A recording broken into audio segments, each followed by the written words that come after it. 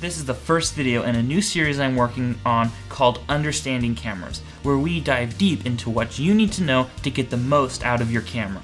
In today's episode, we're going to be talking about exposure, and what you need to know to nail exposure the first time and every time.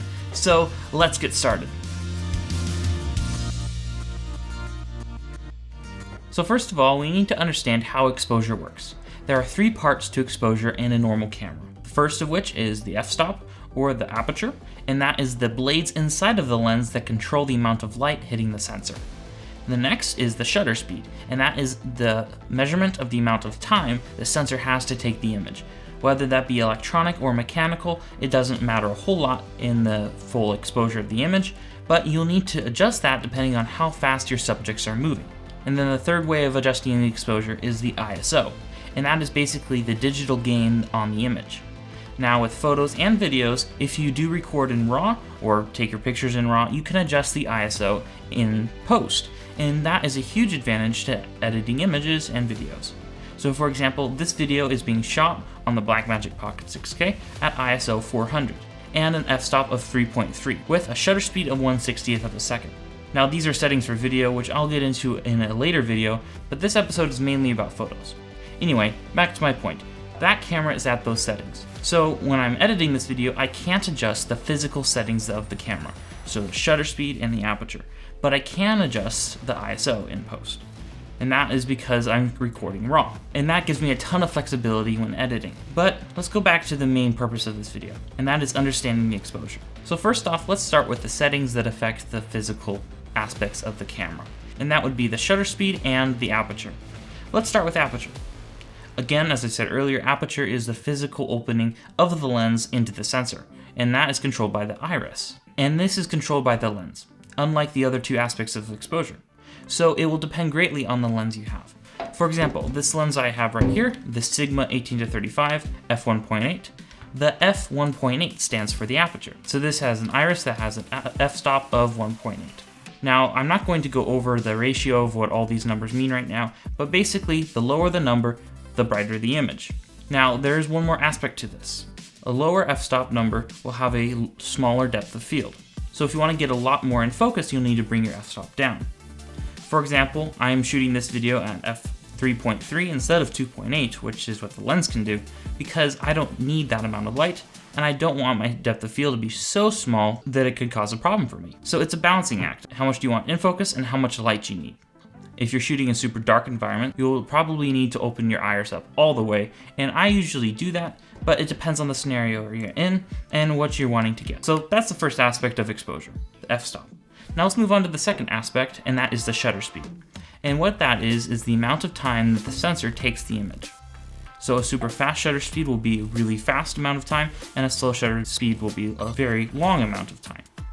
Basically, what this does is affects how blurry an image is with faster moving subjects. If you want an image with something that goes across the screen to be all blurry, you can shoot at a lower shutter speed, but if you want everything moving in the image to be perfectly sharp, you need to shoot at a higher shutter speed. Now this is kind of a balancing act between the f-stop and the shutter speed to kind of get the perfect scenario, so it depends on what you're doing.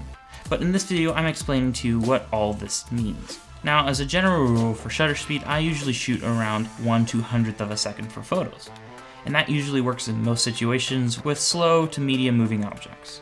If you're shooting really fast moving objects, for example of a sports game or of animals, I would recommend at least 1/500th of a second to give more sharp results, and it goes on from there.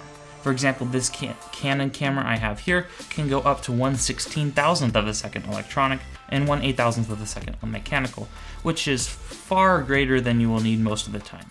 But again, remember that increasing your shutter speed will decrease the amount of light hitting the sensor. So where this really comes into action is in the night. If you're doing, for example, a landscape shot of like a valley or something, and nothing is moving and you want to get a very bright image, I would recommend setting your exposure to a very long period of time, 15 or 30 seconds. Obviously, any movement to the camera will completely destroy the image. It will become extremely blurry, but if nothing's moving, that's totally fine. Now, I would always recommend putting your camera on manual to have finer control over these settings. And generally, for most purposes, if you leave your aperture at the widest it can go, so the lowest number, and you leave your shutter speed at least 1/200th of a second, you should be good. Now let's talk about the last aspect of exposure, and that is ISO. And this is the aspect that doesn't really have a lot of effect on the image other than the main thing, which is noise. Basically, the ISO is the digital gain on the image. So the more ISO, the more noisy the image will be and the brighter the image will be.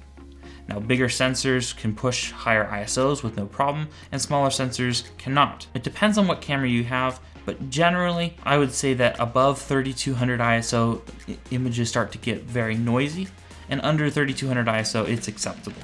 Again, depends on the size of sensor you're using. Ideally, you would want to stay at the native ISO of your camera to get the most dynamic range. And we'll talk about dynamic range in a later video. But for example, this Canon R7 I have right here has a native ISO of 800. So most of the time I shoot in ISO 800. That way it can give me a very clean result, and if I need to, I can always bring up the shutter speed, which is totally fine with me because it ensures that I'm getting even less motion blur. So here's some general guidance as far as exposure goes. Keep your ISO at the base ISO if you can, and don't push it too high, but it's acceptable to push it as high as you need to if you just simply don't have an option. But to get the cleanest results, keep the ISO as low as you can. The shutter speed you will want to be at least 1/200th of a second for most usage, but it depends on the situation you're using it in. I wouldn't go below 1/200th of a second, but if you're shooting really still things, you can go lower. And if you're shooting really fast things, you will need to increase it. And as far as f-stop goes, open the iris up as wide as you can make it to allow the most light into the sensor.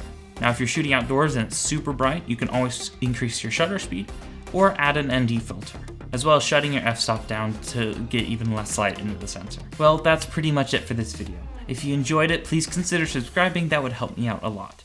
If you'd like to support the channel, there's a link in the description below to my Patreon page, and you can support me that way if you want. If you have any questions about this camera or anything else that I use, please leave it in the comments below and I will answer your question. Well, that's it for this episode, and I'll see you in the next one.